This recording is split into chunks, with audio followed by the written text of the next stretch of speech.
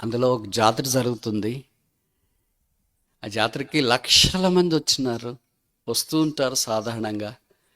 ఆ ఊరికి అల్లంత దూరాన భార్యాభర్తలు ఉన్నారు. వారికి ఒక చిన్న కొడుకున్నాడు, టేబుల్ ఎత్తుంటాడు అనుకోండి.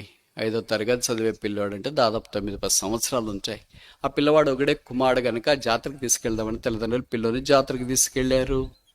తీసుకెళ్ళిన తర్వాత ఆ జాతరలో అటు ఇటు పిల్లవానికి రకరకాలు చూపిస్తున్నారు. రంగుల రాట్నం చూపించినారు, సర్కస్ లాంటివి చూపించినారు. అన్ని చూపిస్తూ దైనట్టు సాయంకాలం దాకా జాతర అంతా తిరిగేటప్పటికి అలసిపోయారు. చీకటి పడుతుంది, సూర్యుడు అస్తమిస్తున్నాడు. ఇంటికి వెళ్ళాలని అనుకుంటూ ఉన్నారు. ఆ ఇంటికి వెళ్ళాలని అనుకునే సమయంలో పిల్లవాడు వారిలో నుండి మిస్ అయ్యాడు. స్కిప్. ఎలాగయ్యాడో తెలియదు. వీళ్ళే చేయి వదిలేసినారా, ఆ పిల్లోడు చేయి తీసుకుని పోయినాడా, జరిగిపోయింది పొరపాటు, నష్టం. ఇప్పుడు భార్య భర్త అటు ఇటు ఎతకడం ఆరంభించినారు కుమారుని కొరకు. ఎక్కడ కుమారుడు దొరికితేగా. ఒకసారి తప్పిన తర్వాత దొరకడం అంత తేలికేం కాదు. అదేదో బస్ స్టాండ్ అయితే వెళ్ళి ఎంక్వైరీలో చెప్తే మైక్లో అనౌన్స్ చేస్తారు. రైల్వే స్టేషన్ అయితే వెళ్ళి రైల్వే స్టేషన్ ఎంక్వైరీలో చెప్తే అక్కడ అనౌన్స్ చేస్తారు. ఒకవేళ ఎయిర్పోర్ట్ అయితే, పోర్ట్ అయితే, నౌకాశ్రయం అయితే ఎంక్వైరీలో చెప్తే వాళ్ళు మైక్లో అనౌన్స్ చేస్తారు. ఒకవేళ ఊరైతే పోలీస్ స్టేషన్లో చెప్తే అనౌన్స్ చేస్తారు. జాతర ఎవరు అనౌన్స్ చేస్తారు? ఎవరు ఎతుకుతారు? ఎక్కడ ఎతుకుతారు? ఎవరు వింటారు? చీకటి పడిపోతుంది, కాలచక్రం తిరుగుతుంది. పిల్లవాడికి తల్లిదండ్రులు కనిపించలేదు, తల్లిదండ్రులకు పిల్లవాడిని కనిపించలేదు. ఇప్పుడు కథ కట్ చేస్తే పిల్లవాడు ఆ జాతరలో ఒక చివరి దగ్గరికి వెళ్ళి ఒక మొల కూర్చుని ఏడుస్తున్నాడు. ఏడుస్తుంటే మీలా గుంటూరు లాంటి మంచి ఊర్లో నుండి మీలా మంచి వ్యక్తి ఆ పిల్లోడి దగ్గరికి వెళ్ళాడు. బాబు ఎందుకు ఏడుస్తున్నా అన్నాడు. జాతర చుట్టానికి నేను మా అమ్మ నాన్నగారు ఉదయం వచ్చేమో జాతర అంతా చూసేసాము. చివర్లో ఎలాగో మా అమ్మ నాన్న మిస్ అయిపోయారు, తప్పిపోయాను. ఇప్పుడు నేను ఒక్కడే ఉన్నాను, అందుకే ఏడుస్తున్నా. అమ్మ కావాలా, నాన్న కావాలా అని ఏడుస్తున్నాడు, కేకలు పెట్టి రోధిస్తున్నాడు. అప్పుడు ఈ వ్యక్తి అన్నాడు, బాబు అమ్మ నాన్న కోరిక ఎతకుతాం, దొరికితే వాళ్ళతో పాటు వెళ్ళదు, దొరకకపోతే నేను నిన్ను ఇంటికి తీసుకెళ్తా. అమ్మ నాన్న ఒకవేళ తెలుసుకుని వచ్చేదాకా మా ఇంట్లోనే ఉంటావా? తప్పకుండా అంకావు. ఆ పిల్లని ఆయన తీసుకున్నాడు, కారులో కూర్చోబెట్టుకున్నాడు, ఇంటికి వెళ్ళాడు, స్నానం చేయించినాడు, మంచి బట్టలు వేయించినాడు. అలాగే టీవీ దగ్గర కూర్చోబెట్టి చూస్తూ ఉండే, నీకు మంచి భోజనం తయారు చేస్తానంటే చూడటానికి బదులుగా ఏడవడం ఆరంభించినాడు. అప్పుడు ఆయన ఈ పిల్లవాని దగ్గరికి వచ్చాడు. బాబు ఎందుకు ఏడుస్తున్నావు? నాన్న గుర్తొస్తున్నాడు, అమ్మ గుర్తొస్తుంది, ఏం చేయాలా తోచలేదు. అందుకని తన దగ్గర ఉన్న ఒక చాక్లెట్ తెచ్చి ఆ పిల్లోడికి ఇచ్చినాడు. ఈ చాక్లెట్ తింటా ఉండు, ఒకవేళ అమ్మ నాన్న వస్తే వాళ్ళతో పాటు వెళ్ళదు అని. చాక్లెట్ తిన్నాడు, కొద్దిసేపు ఏడుపు మానేసినాడు. ఆ తర్వాత ఆయన అన్ని పనులు చూసుకుని వచ్చేటప్పటికి మళ్ళీ ఏడవడం ఆరంభించాడు. బాబు ఎందుకు ఏడుస్తున్నావు అంటే అమ్మ నాన్న గుర్తొస్తుంది. రాత్రిపూట అయింది కదా, నిద్రపోవచ్చు కదా, నిద్ర పట్టట్లేదు, మమ్మీ డాడీ గుర్తొస్తున్నారు నాకు. అంతలో ఒక ఐస్ క్రీమ్ తెప్పించినాడు, వెనిల్లా. ఐస్ క్రీమ్ తిన్నంతసేపు చాలా బాగున్నాడు. ఐస్ క్రీమ్ అయిపోయిన తర్వాత కొద్దిసేపు మౌనంగా ఉన్నాడు. తర్వాత మళ్ళీ ఏడవడం ఆరంభించాడు. బాబు ఎందుకు ఏడుస్తున్నావు? అమ్మ నాన్న గుర్తొస్తున్నారు, రాత్రిపూట నాకు నిద్ర పట్టట్లేదు, వాళ్ళు ఉంటేనే నిద్ర పడతా ఉంది. ఆ తర్వాత కొన్ని ఆట వస్తువులు తెచ్చినాడు. ఈ ఆట వస్తువులతో ఆడుకున్నాడు. రెయిన్ గన్ లాంటిది, స్కూటర్ లాంటిది, ఎయిర్ప్లేన్ లాంటిది, ట్రైన్, జీసీబీ, ఇవన్నీ తీసుకుని వచ్చి ఆట వస్తువులు పడేసినాడు. ఆట వస్తువులతో ఆడుకున్నాడు. మామూలుగా మీకు తెలుసు కదా, పిల్లలు ఎంతసేపు ఆడతారు. ఆడిన తర్వాత ఏమనిపిస్తుంది అంటే అది బోర్ కొడుతుంది, కొత్తవి కావాలనుకుంటారు. అన్ని కొత్త ఆట వస్తువులను తీసుకుని వస్తాం. బాబు ఏడవడం ఆరంభించాడు. బాబు ఎందుకు ఏడుస్తున్నావు అంటే అమ్మ నాన్న గుర్తొస్తున్నారు. ఇంతదాకా చాక్లెట్ తిన్నా ఏడుపు కొద్దిసేపు మానేసి తర్వాత ఏడ్చినావు. ఐస్ క్రీమ్ తిన్నా కొద్దిసేపు ఏడ్చి తర్వాత ఏడుపు మానేసిన. ఇప్పుడు ఆట వస్తువులు తెచ్చినా కొద్దిసేపు ఆఫ్ చేసి తర్వాత ఏడవడం ఆరంభిస్తావు.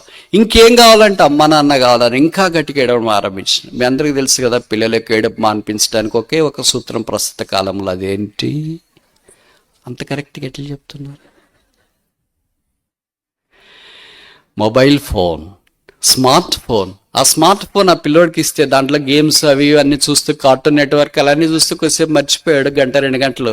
దాని తర్వాత అది కూడా బోర్ కొట్టింది. బహుశా బ్యాటరీలో అని వచ్చింది అనుకుంటా, నెట్వర్క్ లేకపోతే ఛార్జింగ్ అయిపోయింది, డబ్బులు లేవు అని వచ్చిందో ఏమో. ఇంకా అమ్మ నాన్న కావాలి, ఏడవడం ఆరంభించిన. ఆ రాత్రి అలాగే ఏడుస్తూ అలిచిపోయి పడుకున్నాడు. ఉదయకాలం ఆ పిల్లవాడిని లేపాడు. ఈయన బ్రష్ చేయించినాడు, టిఫిన్ చేయించినాడు, తిరిగి టీవీ ఎదురు కూర్చోబెట్టి మళ్ళీ మొబైల్ ఫోన్ ఇచ్చినాడు. ఏం చేయాలో తోచక ఏడ్చి ఆ పిల్లవాడు నీరసించిపోయాడు. అలాగే సోఫా మీద టీవీ ఎదురుగా వాలిపోయాడు.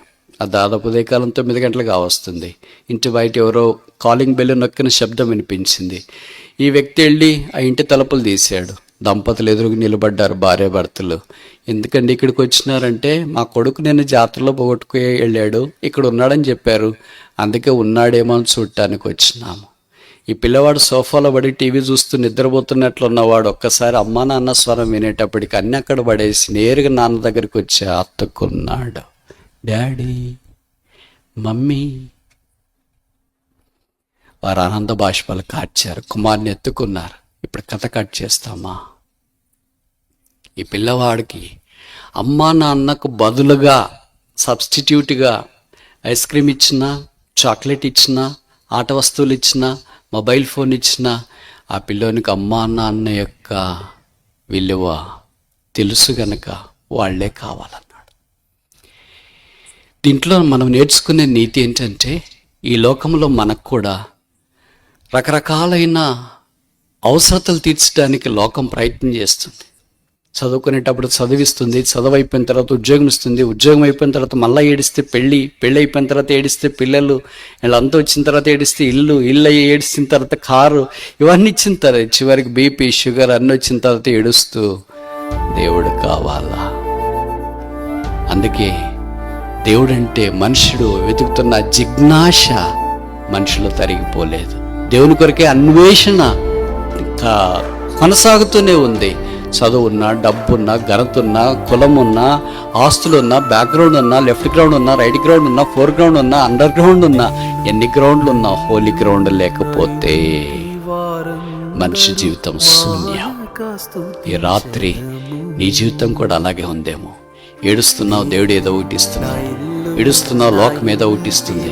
కానీ నీ ఏడుపు పూర్తిగా మాన్చబడాలంటే, నీ కన్నీరు పూర్తిగా తిడవబడాలంటే, నీ గాయాలు పూర్తిగా కట్టబడాలంటే నీ నాన్న, నీ తండ్రి కావాలా? ఆయనే పరలోకపు తండ్రి అని యేసుని మేము ప్రకటిస్తున్నాం. ఏడుస్తే ఇక్కడికి వచ్చినావా? చనిపోవాలనుకొని వచ్చినావా? జీవితం భారమై వచ్చినావా? అప్పులు ఎక్కువైపోయి వచ్చినావా? పేదరికం ఎక్కువైపోయి వచ్చినావా? నిరీక్షణకు ఆధారం లేకుండా వచ్చినావా? నీకు నువ్వు భారమై వచ్చినావా? ఈ రాత్రి ఆ యేసు నీ కొరకై శిలువలో దీనుడిగా వేలాడదీయబడిన వాడు నువ్వు కావాలని ప్రేమతో చేతులు చాప ఆహ్వానిస్తున్నావు. ఆ యేసుని నువ్వు అంగీకరిస్తే ఆ పక్షమాపణ మారమనిసి పొందుతావు. ఆ యేసు నీ కొద్దా మోకరించిన